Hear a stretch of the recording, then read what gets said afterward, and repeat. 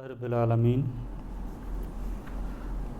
والصلاة والسلام علی خاتم الانبیاء والمرسلین وعلی آلہ وصحبہ اجمعین، اما بعد۔ یہ پانچواں بند ہے۔ یہ ہم نے اس کے پہلے 3-4 شعر پڑھے تھے، درمیان تک پہنچے تھے، اس لیے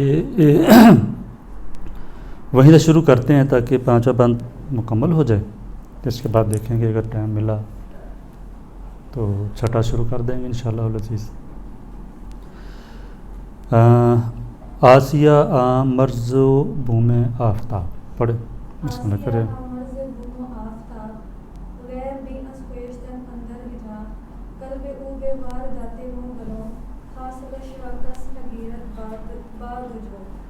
روزگارش اندرین رینا دیر ساکنو یک بستہ و بے ذوق سیر سید ملایانو نخچیر ملو آہو اندیش و لنگو لو عقل و دین و دانش و ناموس و نم بستہ فترہ کے لردان فرم تاختم بر عالم افکار او بر دریدم پردہ اسرار او درمیان سینے خون کر دے ام تا جہانش را دیدربو کر دے۔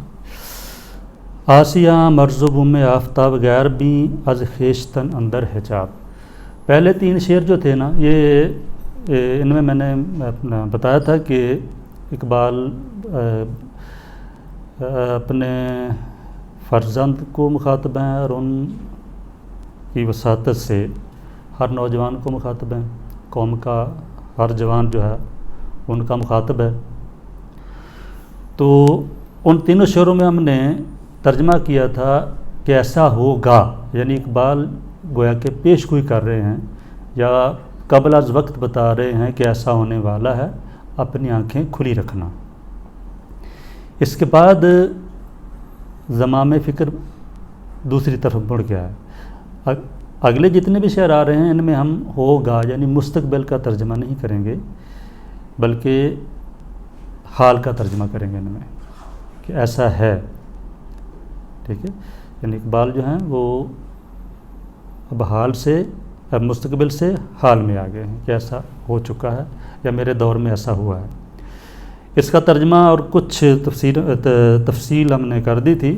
آسیہ مرز و بوم آفتاب، اس میں مزید یہ ہے کہ ایشیا اقبال جب کہتے ہیں تو اس میں ایک تو یہ بات ذہن میں رہنی چاہیے کہ اقبال اب ایشیا اسے ہم بلاغت میں کہتے ہیں کہ کل بول کر جز مراد لے لیتے ہیں۔ جب وہ ایشیا کے بارے میں بات کریں گے کہ ایشیا کے حالات یہ ہیں تو ظاہر ہے تمام ایشیا کے حالات ایسے نہیں ہیں۔ ایک بات تو یہ ذہن میں رہیں، یعنی ان کے سامنے خاص طور پر بر صغیر ہے۔ دوسری بات یہ ہے کہ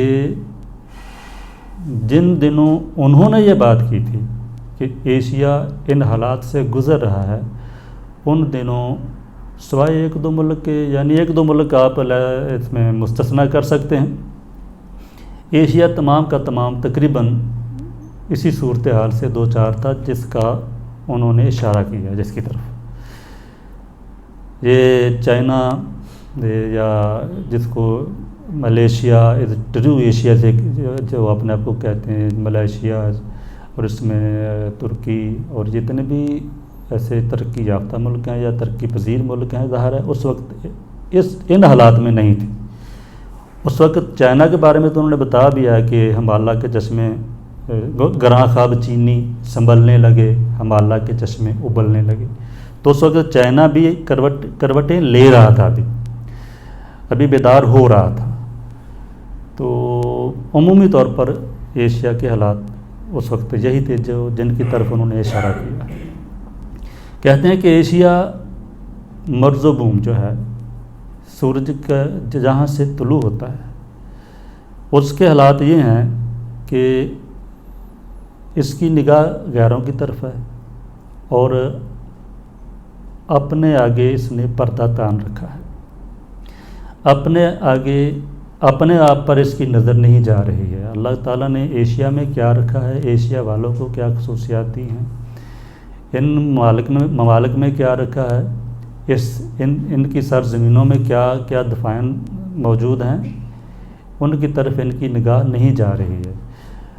اپنی تہذیب سے ناآشنا ہو چکے ہیں، اپنے تمدن سے بیزار ہو چکے ہیں، ان کی نگاہ میں دوسروں کی تہذیب ہے، دوسروں کا تمدن ہے۔ ظاہر ہے دوسروں سے مراد میں نے جیسے اشارہ کیا تھا اس وقت یورپی اقوام ہے۔ روزگارش اندری دیرینہ دیر ساکنو یک بستہ و بے ذوق سیر۔ دیرینہ دیر قلبے از بے وارداتے نو بنو حاصل شرا کس نہ گیرد با دو جاؤ۔ قلبے بے وارداتے نو بنو، واردات وہ جو اصل جو لغت کی روح سے جو معنی ہے وہی یہاں لیا جائے گا، یعنی وارد ہر وہ آئیڈیا، ہر وہ سوچ فکر جو دل میں اترتی ہے، دل میں آتی ہے اوپر کہیں سے، وہ اس کو وارد کہتے ہیں۔ واردات قلبی وہ چیزیں جو قلب پر وارد ہوتی ہیں، وہ افکار جو دل میں اترتے ہیں، دل میں باہر سے آتے ہیں، انہیں واردات قلبی کہا جاتا ہے۔ نو بنو کا معنی نئے نئے، تو جو نئے نئے افکار سامنے آ رہے ہیں، نئی نئی ایجادات سامنے آ رہی ہیں دنیا میں، جو ایک نئی حالت سامنے آ رہی ہے۔ کہتے ہیں کہ ایشیا کا دل جو ہے وہ اس سے غافل ہے، اس سے خالی ہے۔ پوری کائنات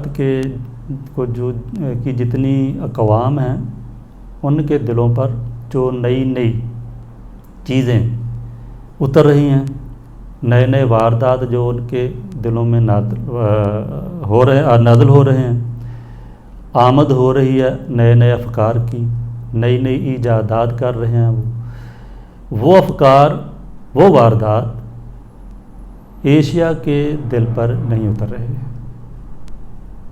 یہ جدید تہذیب سے، جدید تمدن سے، جدید ترقی سے ابھی تک غافل ہے، بے بہرہ ہے۔ اور حاصل فکر کہہ لیں، ان کی محنتوں کا ثمرہ، ان کے افکار کا حاصل جو ہے، ان کے افکار کا جو نتیجہ ہے، وہ اتنا بے قیمت ہے، اتنا کم قیمت ہے کہ اسے کوئی 2 جو کے بدلے بھی نہیں خرید رہا ہے۔ ان کے افکار بوسیدہ ہیں، کہنا ہیں، اور اس قدر غیر مفید ہیں کہ 2 کوڑیوں کے بدلے بھی کوئی انہیں خریدنا پسند نہیں کرتا ہے۔ 2 جو کے 2 دانے، ظاہر ہے جس طرح چاول کے دانے جو ہیں وہ بھی وزن میں شمار ہوتے تھے، جو کے دانے بھی وزن میں شمار ہوتے ہیں۔ 2 جو کے بدلے میں، یعنی بالکل فضول افکار ہیں ان کے افکار میں گہرائی نہیں ہے، گہرائی نہیں ہے، کوئی قیمتی سوچ، قیمتی فکر یہ دنیا کو نہیں دے رہے ہیں۔ حاصل شرا کس نہ گیرد با 2 جو، ان کے حاصل کو، ان کے نتیجہ افکار کو کوئی 2 جو کے بدلے بھی نہیں خریدتا ہے۔ روزگار شندری دیرینہ دیر ساکنو یک بستاؤ بے ذوق سیر۔ روزگارش ان کی زندگی، اس دیرینہ دیر کا معنی ویسے تو ٹیمپل ہوتا ہے، مندر، عبادت گاہ، کوئی بھی، خاص کر عیسائیوں کی جو عبادت گاہ ہوتی ہے اس کو دیر کہتے ہیں، بت خانہ کو بھی دیر کہتے ہیں۔ تو ظاہر ہے اس دنیا کے بارے میں جو تصور ہے کہ یہ ایک بت خانہ بن چکا ہے، اور یہ پرانا بت خانہ جو ہے اس میں ایشیا کی زندگی کیسے گزر رہی ہے، اس پرانی دنیا میں ایشیا کی زندگی ایسے گزر رہی ہے کہ ساکن ہے، ٹھہری ہوئی ہے، اور زندگی حرکت کا نام ہے، ظاہر ہے یک بستہ ہے، برف کا ڈلا بن چکی ہے، جم چکی ہے، ان میں حرکت نہیں ہے۔ بے ذوق سیر، چلنے کا جو ایک ذوق ہوتا ہے،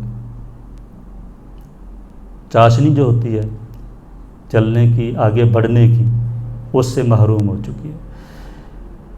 مقصد یہ ہے کہ ایشیا والے جو ہیں اس وقت انسانی فکر کے قافلے سے بہت ہی پیچھے رہ چکے ہیں۔ ان کی زندگی صرف یہ نہیں کہ ٹھہر چکی ہے، ٹھٹر چکی ہے۔ حرکت تب ہوگی کہ جب اس میں کوئی کیا کہتے ہیں سیلانی ہوگی، بہاؤ ہوگا، لیکن یہ تو یک بستہ ہے، یہ تو جمی ہوئی ہے، حرکت بھی نہیں کر رہی ہے۔ یہ ایشیا کے بارے میں ان کا فکر ہے، ان کی سوچ ہے۔ ظاہر ہے اس وقت تقریباً سارا ایشیا اور خاص کر ہمارا بر صغیر غیروں کے یا اغیار کے قبضے میں چلا گیا تھا۔ کچھ ملک ایسے تھے جن پر فرانس حکومت کر رہا تھا، کچھ ملک ایسے تھے جن پر برطانیہ حکومت کر رہا تھا، اور کچھ ایسے تھے جن پر جرمنی حکومت کر رہا تھا۔ تو مجموعی طور پر ایشیا کی حالت بڑی ہی ناگفتہ بھی تھی۔ سید ملا یاں و نخچیر ملوک آہوے اندیشہ لنگو لوک۔ سید ملا یاں، جس طرح یہ آپ طالبان پڑھتے ہیں، اس طرح ملا کی جمع ملا یاں۔ سید کا معنی شکار، نخچیر کا معنی بھی شکار ہے، ملوک ملک کی جمع ہے، بادشاہ، ملک۔ یہ ایشیا جو ہے ملاؤں کا شکار ہو چکا ہے، ملاؤں کا شکار ہے، یہ بادشاہوں کا شکار ہے، اور اس کے اندیشے، اس کی سوچ فکر کا آہو کا معنی ہرن، اندیشہ سوچ فکر، لنگ لنگڑا، لوک اپاہج۔ لنگڑا وہ ہوتا ہے جس کی ٹانگیں تو سلامت ہوں لیکن اس میں عیب ہو، زخم ہو پاؤں پر یا ٹانگ پر، صحیح چل نہ سکے۔ اور لوک وہ ہوتا ہے اپاہج جس کا ہاتھ یا پاؤں سرے سے ہو ہی نہ، ٹانگیں جس کی ہو ہی نہ بالکل، یا ہوں تو وہ بدن کا بوجھ نہ سہ سکیں، وہ چل نہ سکے پاؤں پر، اس کو اپاہج کہتے ہیں۔ یہ لوک ہے، لولا جسے کہتے ہیں۔ ساکن آہوے اندیشہ، اس کی سوچ فکر کا ہرن لنگڑا ہے اور اپاہج ہے۔ ہرن یا ہرن،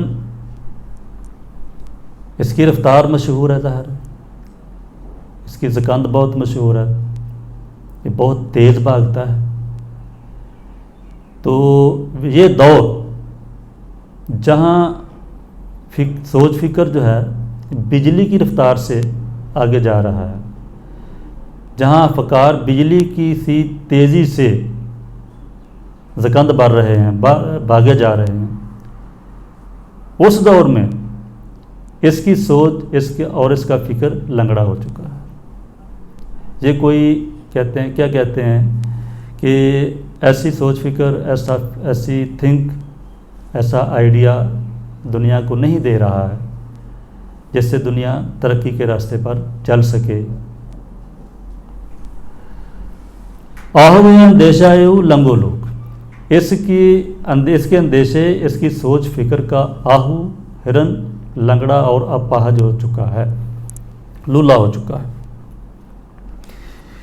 یہ دو لفظ جو ہیں سید ملا یا و نخچیر ملوک، اس میں تھوڑی سی ہم اس کی وضاحت کریں گے۔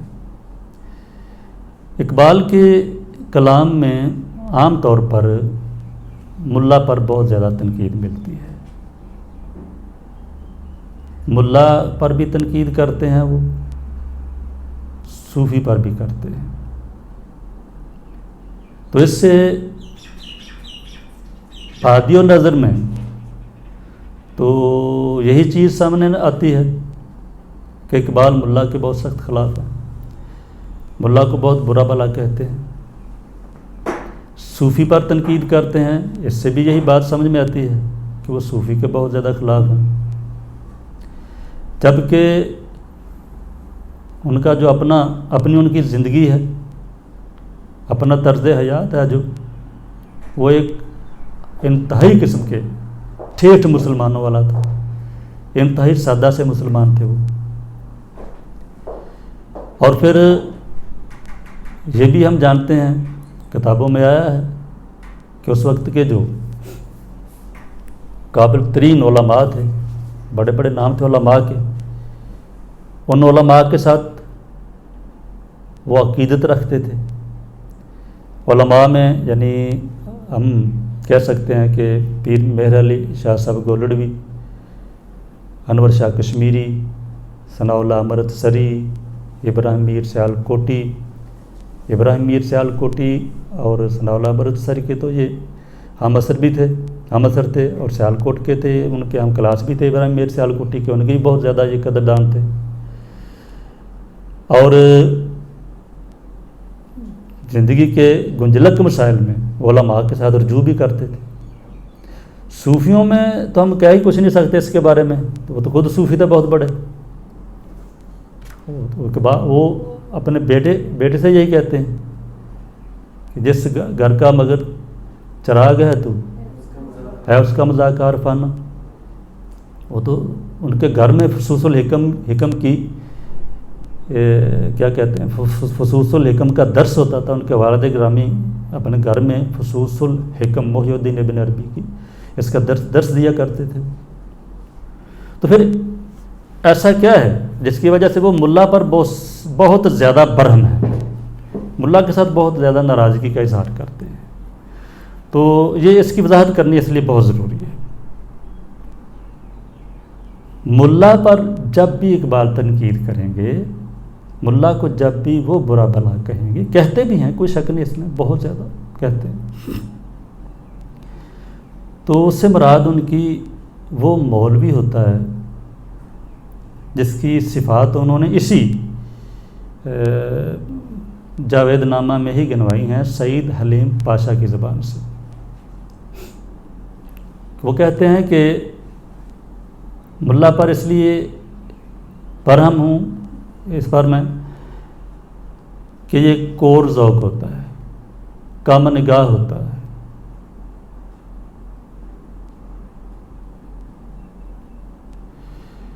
یہ بہت جلد فتوے لگاتا ہے،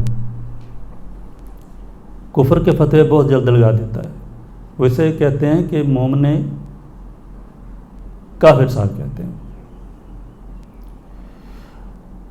جاوید نامہ میں انہوں نے بہت زیادہ صفات گنوائی ہیں ملا کی، ہر لائن میں، وہاں انشاءاللہ جب ترتیب سے پڑھیں گے وہاں زیادہ ڈیٹیل سے گفتگو کریں گے۔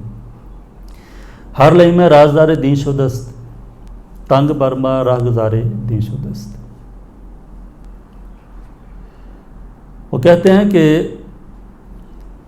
ہر کمینہ شخص دین کا رازدار بن کر بیٹھا ہوا ہے، جس کی وجہ سے کیا ہوا ہے، ہمارے لیے دین کے رستے پر چلنا بہت دشوار ہو چکا ہے۔ دین حق از کافری رسوا ترست، جہاں کے ملا مومن کافر گرست۔ حالت یہ ہو چکی ہے کہ دین کافری سے بھی زیادہ رسوا ہو چکا ہے۔ دین حق از کافری رسوا ترست، دین حق کافری سے بھی زیادہ رسوا ہو چکا ہے۔ اس کی وجہ یہ ہے کہ ملا جو ہے ایک ایسا مومن بن چکا ہے جو کافر گری کرتا ہے، کافر تراشتا ہے، کافر بناتا ہے، کافر سازی کرتا ہے۔ یہ بہت پیاری ترکیب ہے، اس کی وضاحت بھی انشاءاللہ وقت پہ کریں گے۔ کافر گارست، یہ کچھ چیزیں انہوں نے گنوائی ہیں کہ میں ملا کو برا کیوں کہتا ہوں۔ کامن گاہ، پہلی بات کافر گار ہے۔ نمبر 2 کامن نگاہ ہے۔ نمبر 3 کور ذوق ہے۔ نمبر 4 ہرزہ گرد ہے۔ نمبر 5 اس کی زبان کی وجہ سے یا اس کے فتووں کی وجہ سے قوم فرقوں میں بٹ چکی ہے۔ کامن گاہو کور ذوقو ہرزہ گرد، ملت از کالو اکولش فرد فرد۔ ٹھیک ہے، ہرزہ گرد کا معنی کیا ہے؟ فضول بکواس بہت کرتا ہے یہ، اور اس کی تقریروں کی وجہ سے، اس کے فتووں کی وجہ سے ملت فرد فرد ہو چکی ہے، ملت ٹکڑوں میں تقسیم ہو چکی ہے۔ بے نصیب از حکمت دین نبی، آسمانش تیرا ازب کوک بھی۔ دین نبی کی حکمت سے اس کو کوئی حصہ نہیں ملا ہے، بد نصیب ہے یہ، اس کے پاس چھوٹا سا ٹکڑا بھی نہیں ہے دین نبی کی حکمت کا۔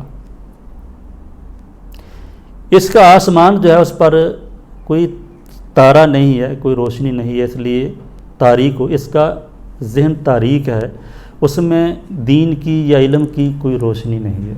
آسمانش تیرا بے کوک بھی۔ تو یہ انہوں نے کچھ صفات گنوائی ہیں، جس کے آخر میں انہوں نے کہا ہے کہ دین کافر فکر و تدبیر جہاد، دین ملا فی سبیل اللہ فساد۔ کافر جو ہے وہ سوچتا ہے کہ جہاد کیسے کرنا ہے، اس کی سوچ، اس کی دانش کا، اس کی سوچ کا، اس کی فکر کا محور یہ ہے کہ جہاد کیسے کرنا ہے، ہم نے دنیا پر غلبہ کیسے حاصل کرنا ہے، اور اس کا دین کیا ہے کہ فی سبیل اللہ فساد کیسے کروانا ہے۔ فی سبیل اللہ فساد کا مطلب یہ ہے کہ اقبال نے ویسے چونکہ جہاد فی سبیل اللہ ہے، اس لیے انہوں نے فساد بھی فی سبیل اللہ کیا دیا، وگرنہ فی سبیل اللہ کرتا کچھ نہیں ہے جی۔ یہ فساد کروانے کے بہت زیادہ، تھوڑے بہت پیسے نہیں لیتا، بہت زیادہ پیسے لیتا ہے۔ تو یہ چیزیں ہیں جن کی وجہ سے اقبال کو ملا سے چڑ ہے۔ تو ملا سے مراد کیا ہوگا ان کا؟ کامن گاہ، وہ شخص جو کامن گاہ ہو، کور ذوق ہو، یاوا گو ہو، ہرزہ گرد، فضول باتیں کرتا ہو۔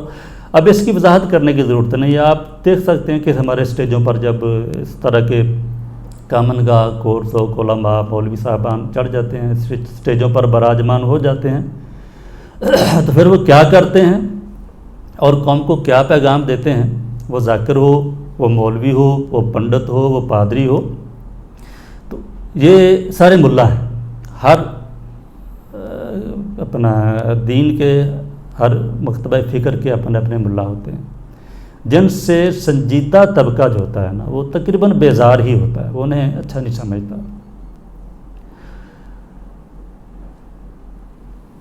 ایک نفسیاتی کیفیت ہے ملا، اس کا مطلب یہ نہیں کہ جس نے داڑھی رکھی ہوگی وہ ملا بن جائے گا، ٹھیک ہے؟ جس طرح داڑھی والا یعنی داڑھی رکھنا یا تھوڑا بہت علم پڑھنا یہ علامت نہیں ہے ملا ہونے کی۔ ایک کلین شیو آدمی بھی ملا ہو سکتا ہے۔ ملائیت ایک نفسیاتی کیفیت ہے، ہرزہ گردی کرنا، فضول گوئی کرنا، ٹھیک ہے۔ فارسی میں تو بہت اچھی ڈیفینیشن، انہوں نے بہت قدیم سے ڈیفینیشن ہو چکی ہے ملا کی۔ ملا باشد کے چوپنا شبت، بس سیدھی سادھی بات۔ ملا وہ ہوتا ہے جو چوپنا کرے، جو تو یہ ظاہر ہے یہ لازمی نہیں کہ اس کی داڑھی ہو، جو بھی ایسا ہو جس کو ہم کہتے ہیں کہ بہت زیادہ بحثی ہو، باتونی ہو، پکڑائی نہ دیتا ہو، کوئی بات تسلیم کرنے پر آمادہ نہ ہو، ہر بات میں بال کی کھال اتارنا چاہتا ہو، تو وہ ملا ہے۔ اس لیے اقبال ملا کے بارے میں وہ کہتے ہیں کہ کچھ عناصر ایسے ہیں جنہوں نے ملت کو پارا پارا کر دیا ہے، جنہوں نے ملت کو سلا دیا ہے، جنہوں نے ملت کے اعصاب پر قبضہ کر لیا ہے، ان میں ایک ملا بھی ہے۔ وہ کہتے ہیں باقی رہی نہ تیری وہ آئینہ ضمیری، اے کشتہ سلطانی و ملائی و پیری، اے وہ شخص کہ جسے ملا نے، سلطان نے، پیر نے قتل کر دیا ہے، تیری وہ آئینہ ضمیری، تیری وہ روشن ضمیری ختم ہو چکی ہے۔ آئینہ ضمیری جو ہے تیری وہ ختم ہو چکی ہے، کیونکہ تجھے یا تو کشتہ ہے سلطان کا، کشتہ سلطان ہے، یا تجھے حکمران نے تجھے قتل کر دیا ہے، یا تجھے ملا نے قتل کر دیا ہے، یا پھر پیر نے قتل کر دیا ہے۔ اس طرح جاوید نامے میں فرماتے ہیں کہ چار مرگ اندر پے این دیر میر، چار مرگ اندر پے این دیر میر، سود کھارو والی و ملا و پیر۔ یہ انسان جو بڑے مضبوط اعصاب کا مالک ہے جلدی مرتا نہیں ہے۔ دیر میر کا معنی یہ ہے کہ اس جلدی نہ مرنے والے انسان کے پیچھے چار قسم کی موتیں لگی ہوئی ہیں، چار قسم کے موتیں اس کے گھات میں ہیں جو اس کو مارنا چاہتے ہیں۔ سود خار، نمبر 1 سود خار، والی، ملا، پیر، سود خارو والی و ملا و پیر۔ تو یہ کتنی بھی اونچی اڑان بھر لے، کتنا بھی زیادہ اپنے آپ کو آزاد سمجھنے کی کوشش کر لے، لیکن یہ کسی نہ کسی کے ہتھے چڑھ جاتا ہے۔ اگر بادشاہ سے، حکمران سے بچ جائے گا، سیاست سے بچ جائے گا، سیاست دان سے بچ جائے گا، تو کسی ملا کے ہتھے چڑھ جائے گا۔ ملا سے بچ جائے گا، کسی سود خار کے ہتھے چڑھ جائے گا، اس سے بچے گا تو کسی پیر کے ہتھے چڑھ جائے گا۔ چار موتیں ہیں جو انسان کے پیچھے لگی ہوئی ہیں۔ ہر انسان اپنا اگر ہم محاسبہ کرنا شروع کر دیں تو دیکھیں گے کہ ہر انسان ان میں سے کسی نہ کسی موت کے شکنجے میں جکڑا ہوا ہے، اس کا ضمیر مر چکا ہے، وہ یا ادھر سے مر چکا ہے، سیاست میں اس طرح وہ گھس چکا ہے کہ اس کا دل، اس کی عقل، اس کا دماغ، کچھ بھی اس کے پاس نہیں رہا ہے، یا اس پر کسی ملا کا قبضہ ہو چکا ہے، یا اس پر کسی پیر کا قبضہ ہو چکا ہے، یا سود خار کا۔ تو یہ مختلف پیرائے سے انہوں نے بتایا ہے۔ کہیں کسی ادھر اس شعر میں سود خار کا اضافہ کر دیا، اور مجموعی طور پر 4-5 چیزیں انہوں نے گنوا دی ہیں کہ یہ وہ چیزیں ہیں جن کے جادو میں یہ انسان جکڑا جاتا ہے، ان سے مسحور ہو جاتا ہے، ان کے پنجے میں جب آ جاتا ہے تو پھر پھڑپھڑاتا ہے لیکن باہر نہیں نکل سکتا۔ اب بات میرا خیال ہے کچھ واضح ہوگی کہ جب اقبال ملا پر تنقید کریں گے نا تو ملا کی اذاں اور ہے مجاہد کی اذاں،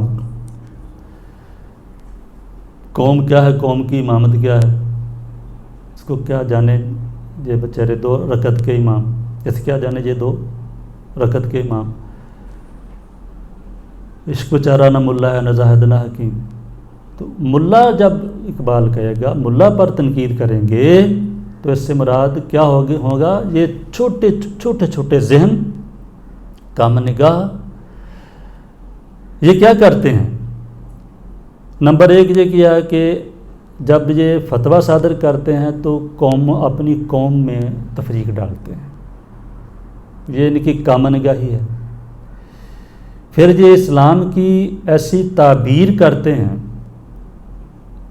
جس سے اسلام دشمنان اسلام کی نظر میں بدنام ہو جاتا ہے۔ ان کی تعبیر جو ہے وہ اس طرح کی ہوتی ہے، ان کی تفسیر اس طرح کی ہوتی ہے کہ اسلام جو ہے وہ غیر اقوام کی نظروں میں بدنام ہو جاتا ہے۔ یہ ملا ہے۔ فتوے سے قومیں پڑتی ہیں، ان کی قوموں میں تفریق ڈالتے ہیں، اور کم ذہنی سے، کم نگاہی سے، کور ذوقی سے، غلط تعبیر سے، غلط تفسیر سے اسلام بدنام ہوتا ہے، پیغمبر اسلام بدنام ہوتا ہے۔ جو کام یہ ملا کرتے ہیں وہی کام ملوک کرتے ہیں، بادشاہ کرتے ہیں۔ اس لیے اقبال آپ بتاؤں تجھ کو رمز آئے ان الملوک، سلطنت قوام غالب کی ہے ایک جادوگری، خواب سے بیدار ہوتا ہے ذرا محکوم گر، پھر صلاح دیتی ہے اس کو حکمراں کی ساحری، جادو محمود کی تاثیر سے چشم ایاز، دیکھتی ہے حلقہ گردن میں سازے دل پہ۔ جس طرح اس کے سحر میں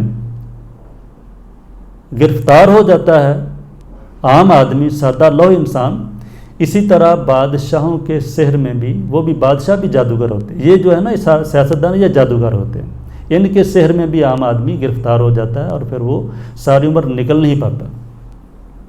جس طرح یہ تقسیم کرتا ہے قوم کو، اسی طرح سیاستدان بھی تقسیم کرتے ہیں قوم کو۔ یہ ان دونوں میں یعنی ہم کہتے ہیں وجوہ شبہ ہے،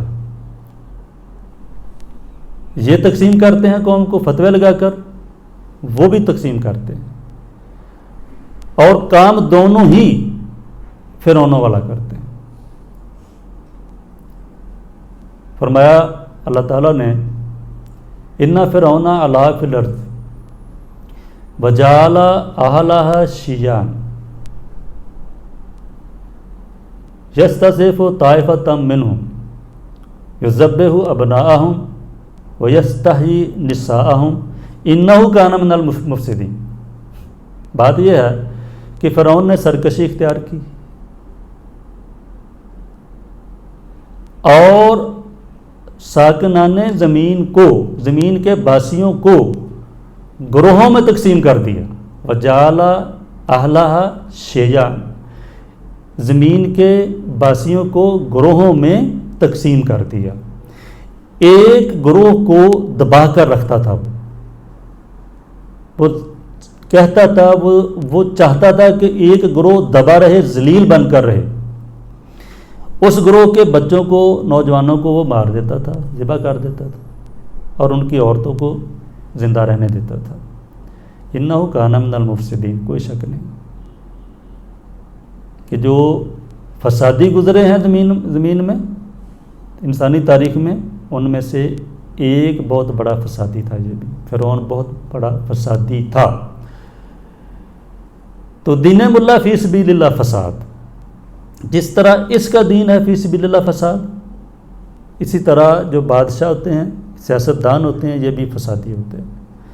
دونوں کا رویہ ایک ہوتا ہے۔ اس لیے اقبال کہتے ہیں کہ ایشیا بیچارہ سادہ لو انسان سمجھ لیں اسے، یا تو چھوٹے چھوٹے مولویوں کے سحر میں مسحور ہو چکا ہے، ان کے سحر میں گرفتار ہو چکا ہے، ان کے جادو میں آ چکا ہے، یا پھر ادھر سے چھوٹا ہے تو پھر سیاستدانوں کے پنجوں میں گرفتار ہو چکا ہے۔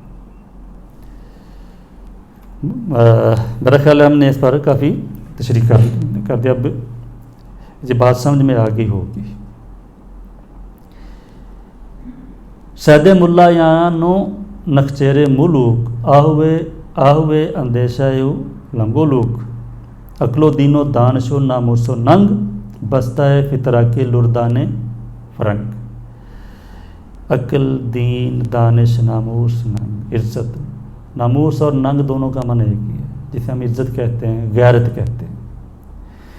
ایشیا کی عقل، اس کی دانش، اس کا دین، اس کی ناموس و ننگ، یہ سب کے سب انگریز کے لارڈز کی فتراک میں بندے ہو گئے. بستہ فطرہ کے لردان فرنگ. لرد یہ فارسی ہے، عربی ہے، لاڈ کا، ٹھیک ہے، چونکہ ایل او کے ساتھ لاڈ لکھا جاتا ہے، اس لیے لام پر پیش پڑھتے ہیں ہم لرد. تو یہ سارے فتراک ایک تھیلا ہوتا ہے جو شکاری شکار کرتے وقت یا شکار کو جاتے وقت گھوڑے کی پشت پر باندھ دیتا ہے. وہ تقریباً گھوڑے کی پچھلی سائڈ پہ پشت پر ان کا ایک تھیلا لٹک رہا ہوتا ہے. وہ جو تسمہ ہوتا ہے جس کے ساتھ تھیلا لٹکا ہوتا ہے، مضبوط قسم کا، یا رسی یا تسمہ، اسے بھی فطرہ کہہ دیتے ہیں. اور جو تھیلا ہوتا ہے جو اس کے ساتھ بندھا ہوتا ہے، جس میں شکار کر کے چھوٹا موٹا اس میں ڈال دیتے ہیں، وہ بھی اس کو بھی فطرہ کی کہہ دیتے ہیں. اور پھر جہاں آ کر عام طور پر شکارگاہ، اس کو شکار بند کہتے ہیں. پھر شکار بند جہاں آ کر باڑے میں اگر وہ اس کو رکھ دیتے ہیں، اس کو بھی عام طور پر فطرہ کی کہہ دیتے ہیں کبھی کبھی. بہرحال شکار بند اسے کہا جاتا ہے. فطراک کا معنی ہے شکار بند، وہ تسمہ یا وہ تھیلا جس سے شکار باندھ کر لٹکا دیتے ہیں. اب اگر زندہ بھی ہو شکار، فرض کرو چھوٹا کوئی جانور ہے، شکار کیا شکاری نے، زندہ بھی ہو اور اس تھیلے میں اس کو ڈال دیا جائے جو مضبوط ڈوری کے ساتھ بندھا ہوا ہے، اور پھر کس کر اس کا منہ بند کر دیا جائے، تو وہ تو بیچارہ کہیں نہیں جا سکے گا نا. کہتے ہیں کہ ان کی عقل، ان کا دین، ان کی دانش، ان کی غیرت، ان کی عزت اس شکاری جانور کی طرح ہیں جسے مار کر یا زخمی کر کے شکاری نے اپنے تھیلے میں بند کر کے اوپر سے منہ کس کر بند کر دیا. وہ پھڑپھڑائے بھی، اگر فرض کرو کوئی رمق ہو اس میں زندگی کی، پھڑپھڑاتا بھی رہے تو بھی تھیلے سے نکل نہیں سکتا کہیں. تو جسے ہم مغربی تہذیب کہتے ہیں، جتنے بھی ہمارے ادھر آ کر جو انگریزوں نے یا فرانسیسیوں نے جن ملکوں میں حکومت کی ہے، ان کو لاڈ، ان کے جو وہاں گورنر وغیرہ بنا کر بیچتے تھے، انہیں وہ لاڈ کا لفظ. تو ادھر بھی فلاں لاڈ، فلاں لاڈ، فلاں لاڈ، لاڈ کلایو، لاڈ کرومبر. تو ان کی عقل، دانش، ان کا علم، ان کی حکمت، ان کا سب کچھ، حتیٰ کہ غیرت بھی، جو مغرب کے فرمانروا ہیں ان کا شکار بن چکی ہے. جو وہ ان کی سوچ ان کی شکار ہے، یہ اپنی طرف سے کچھ سوچ نہیں سکتے. ان کی غیرت ان کا شکار ہے، یہ غیرت کا مظاہرہ بھی نہیں کر سکتے. ان کا دین ان کا شکار ہے، اپنے دین پر آزادانہ عمل بھی نہیں کر سکتے. ان کی عقل، فکر، سوچ، ننگ، ناموس، سب کچھ ان کے ہاتھوں میں ہے. وہ جیسے کہیں گے یہ ویسے چلیں گے. یہ نوحہ ہے ایک قسم کا، سمجھو کہ اقبال نے لکھا ہے ایشیا والوں کے لیے. اقبال کہتے ہیں کہ طاقتم بر عالم افکار او، بردریدم پردہ اسرار او، درمیان سینہ دل خوں کردام، تا جہان شرا دیگر گوں کرتا. کہتے ہیں کہ میں، طاقتم کا معنی آتا ہے حملہ کرنا، طاقتن حملہ کرنا، مصدر طاقتم، میں نے حملہ کیا ہے، میں نے دعویٰ بول دیا ہے. میں نے اس کے افکار کی دنیا میں نے ایشیا کے افکار کی دنیا پر دعویٰ بول دیا، یلغار کر دیا، اتنا زبردست دعویٰ بولا ہے، اتنی زبردست یلغار کی ہے کہ اس کے اسرار کے پردے کو فاش کر دیا، پھاڑ دیا میں نے۔ ہے کیا؟ وجہ کیا ہے؟ یہ کیوں سوئے ہوئے ہیں؟ یہ کیوں یک بستہ ہو چکے ہیں؟ یہ کیوں نہیں چل رہے ہیں؟ ان کی زندگی ساکن و یک بستہ کیوں ہو چکی ہے؟ ان کے افکار ٹھٹر کیوں چکے ہیں؟ یہ اسرار ہیں کچھ۔ میں نے حملہ کر ایسا کیا۔ اب آپ جانتے ہیں کہ جب حملہ کیا جاتا ہے نا، کوئی قوم، کوئی لشکر جب کسی شہر پر حملہ آور ہوتا ہے تو وہ کیا کرتا ہے؟ اگر ظالم ہو، اس کے سامنے کوئی اخلاقی قدر نہ ہو، تو وہ کیا کرتے ہیں؟ وہ گھروں میں گھس جاتے ہیں، چار دیواریوں میں گھس جاتے ہیں۔ تو چار دیواری جو ہوتی ہے یہ راز کی جگہ ہوتی ہے، گھر جائے اسرار ہوتے ہیں۔ جس طرح حملہ آور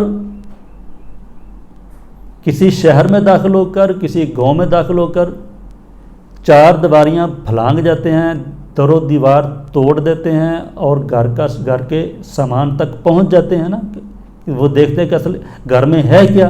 کہتے ہیں میں نے اس طرح کا حملہ کیا ہے کہ اصل راز کیا ہے ان کی ناکامی کا، ان کے تنزل کا اصل راز کیا ہے، وہ پردہ میں نے پھاڑ دیا، میں نے وہ راز میں نے آشکار کر دیا ہے۔ طاقتم بر عالم افکار ہو، میں نے اس کے افکار کے عالم پر حملہ کر دیا ہے۔ بردریدم پردہ اسرار ہو، اس کے اسرار کا پردہ میں نے چاک کر دیا ہے۔ درمیان سینہ دل خوں کردہ، تا جہاں نشرہ دیگر گوں کرتا۔ درمیان سینہ دل خوں کرتا، میں نے سینے کے درمیان دل کو خوں کیا ہے۔ تب کہیں جا کر تا جہاں نشرہ، تب کہیں جا کر اس کے جہان کو دیگر گوں کر سکا ہوں، تب کہیں جا کر میں اس کے جہان کو کوئی اور رنگ دے سکا ہوں، اس کی کائنات کو تب کہیں جا کر میں الٹ پلٹ کر سکا ہوں، نیا رنگ دے سکا ہوں۔ درمیان سینہ خون کرتا، میں نے اپنے سینے میں دل کو خون کیا ہے، دل کا خون کر دیا۔ تو دل کا خون کیا کرنا کیا ہوتا ہے؟ یہ استعارہ ہے، محنت، مشقت، مسلسل تگو دو، ٹھیک ہے، مسلسل محنت مشقت، مسلسل تکلیف برداشت کی کرنا کسی چیز کے بارے میں، جگر خون کرنا، دل کا خون کرنا، دل خون کرنا، آپ نے پڑھا ہے رنگ ہو یا خشت و سنگ، رنگ ہو یا خشت و سنگ، چنگ ہو یا حرف و صوت، موجزائے فن کی ہے خون جگر سے نمود۔ پڑھا نا آپ نے مسجد قرطبہ میں، اے مسجد قرطبہ عشق سے تیرا وجود، عشق سراپا دام جس میں نہیں رفت و بود۔ تو اس میں کہتے ہیں رنگ ہو یا خشت و سنگ، حرف ہو یا چنگ ہو یا حرف و صوت، موجزائے فن کی ہے خون جگر سے نمود۔ اس کے آخر میں بھی یہی کہتے ہیں، نقش ہیں سب ناتمام خون جگر کے بغیر، نغمہ ہے سودائے خام خون جگر کے بغیر۔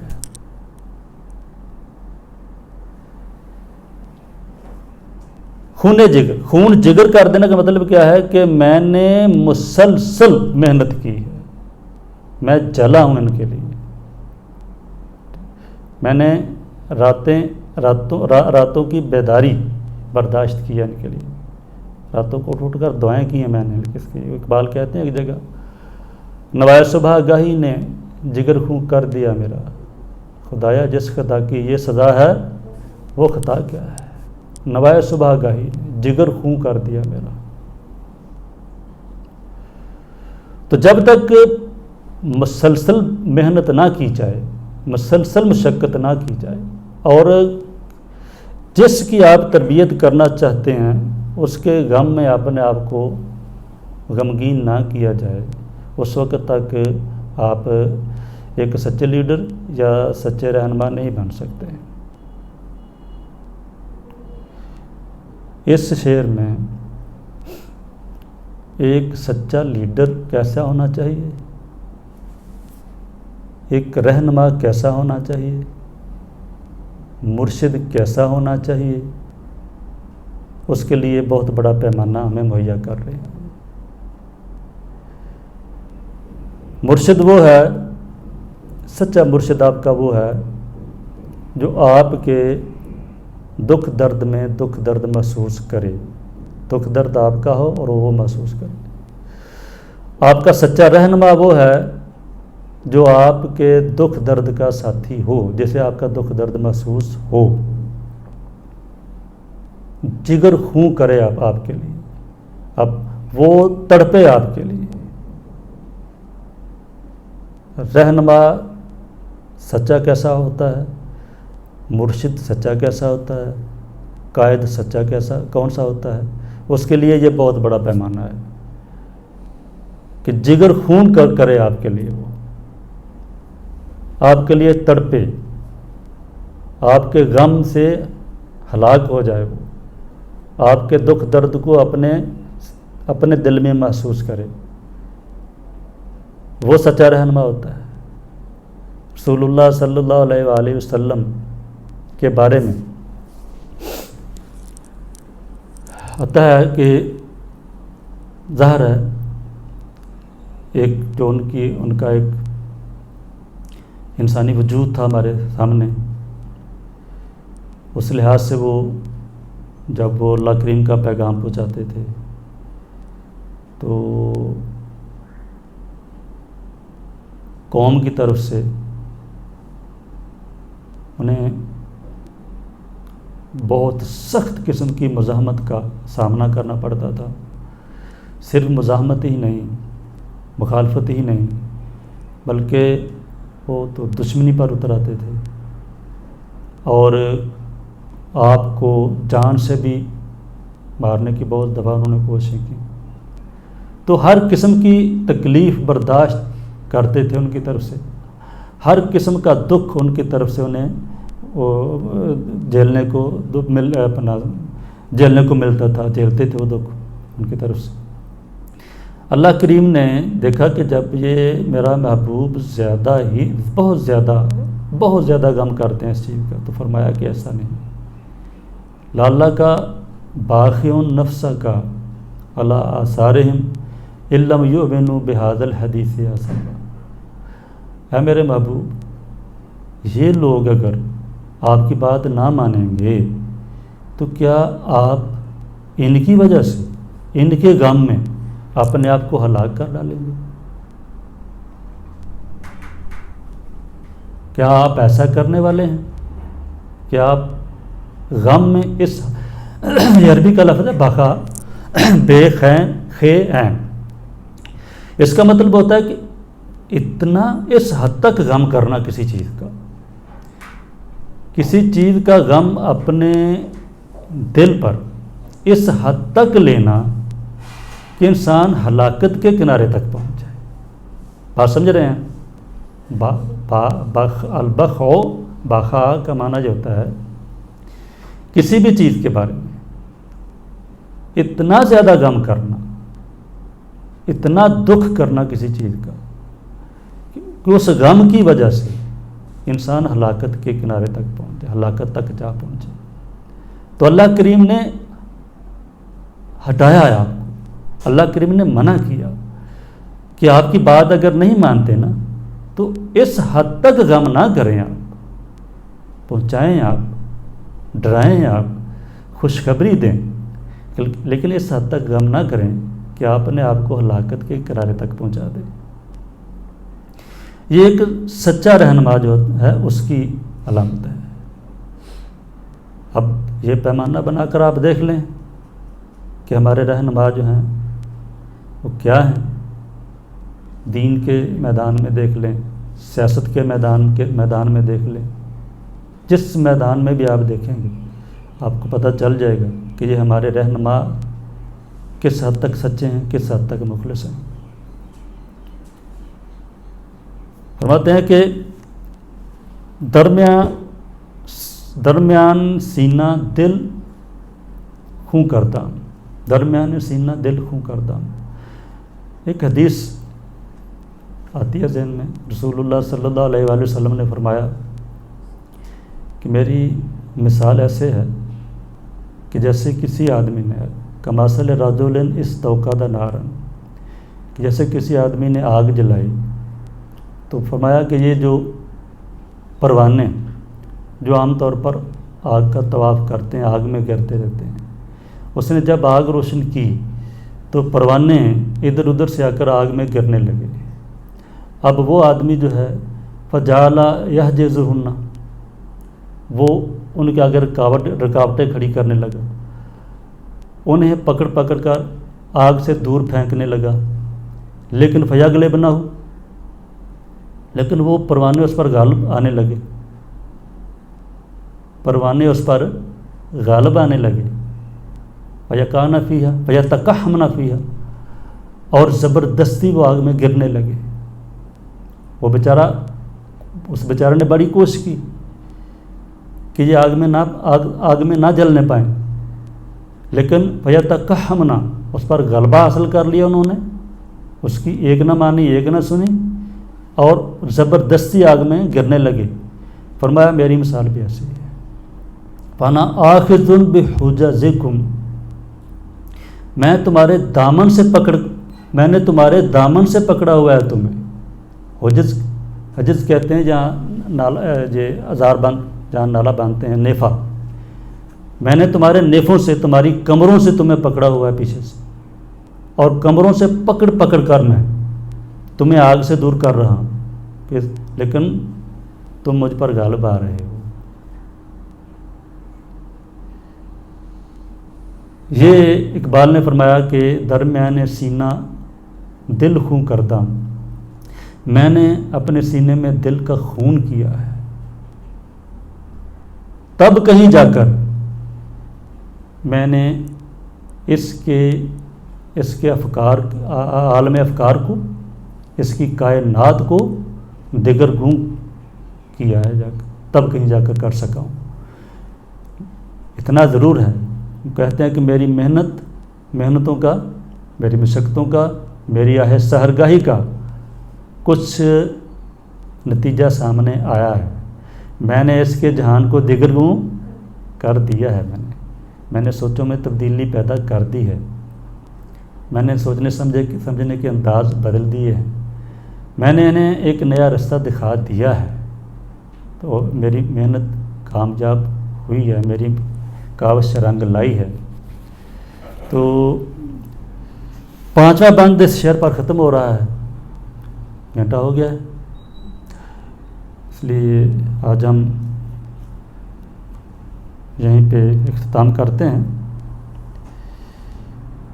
اللہ تعالیٰ سے دعا کے ساتھ کہ اللہ کریم ہمارا آنا قبول کرے، اور کارپردازان ہیں جو یہاں کے، خاص کر وجیح نظامی صاحب اور ان کے بہن بھائی دوست احباب جو بھی انتظام کرتے ہیں، اللہ کریم ان سب کو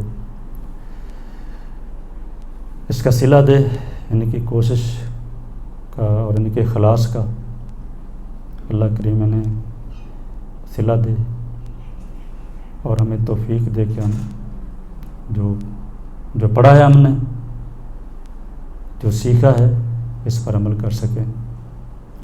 آخر میں ایک دفعہ پھر سب کا شکریہ، سب کو السلام علیکم ورحمۃ اللہ وبرکاتہ۔